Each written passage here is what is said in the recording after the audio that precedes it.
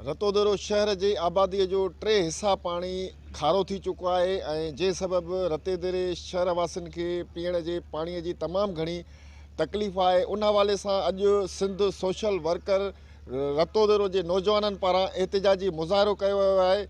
हुननि सां ॻाल्हि ॿोल कंदासीं त हुननि जो छा चवणु आहे। शहर की आदमशुमारी 4 लख आहे। हिते 3 दफ़ा 4 दफ़ा मुल्क जा वज़ीर आज़म रहिया आहिनि, पर अफ़सोस इहो आहे त अॼु असां रतेदरे शहर जा माण्हू मिठे पाणीअ जे लाइ मोहताज लॻा पिया आहियूं ऐं उन जे लाइ असां एहतजाज कयो त अलाए केतिरा दफ़ा एहतजाज कयो आहे त असांखे मिठो पाणी ॾियो, असांखे न नौकरियूं त न ॾियूं, असांखे सिहत न ॾिनी, अमन अमान त न ॾिनो, पर असां इहो ई घुर था कयूं त रतेदरे जे अंदरि जेके मुख़्तलिफ़ बीमारियुनि जे वर चढ़ी आहियूं, ग़रीब बेपोच माण्हू जेके गॾह गाॾे वारे चिन वारनि उहे माण्हू काॾा हाणे हिते डेली जेको आहे मिठो पाणीअ लाइ माण्हू पैसनि ते था वठनि, जेको गॾह गाॾो थो हलाए, रेड़ी थो हलाए, चिंची थो हलाए, उहो काॾां आमदनी करे पंहिंजो वीचारो गुज़र सफ़र करे जेको मिठो पाणी वठे।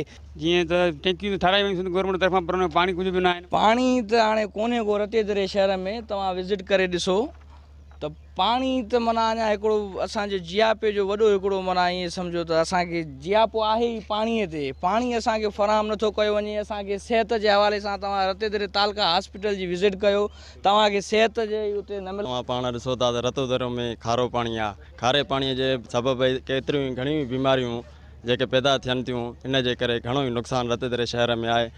रतोदरो जे सोशल वर्कर नौजवाननि जूं ॻाल्हियूं ॿुधी हिननि जो इहो हिकु ई मुतालबो आहे त रतोदरो शहर वासियुनि खे मिठे पाणी जी जेका सहूलियत आहे उहा मुहैया कई वञे।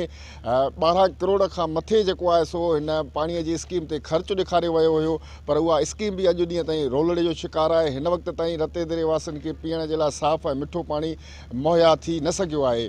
कैमरा टीम सां गॾु गुलबार शेख, सिंध टीवी न्यूज़, रतोदरो।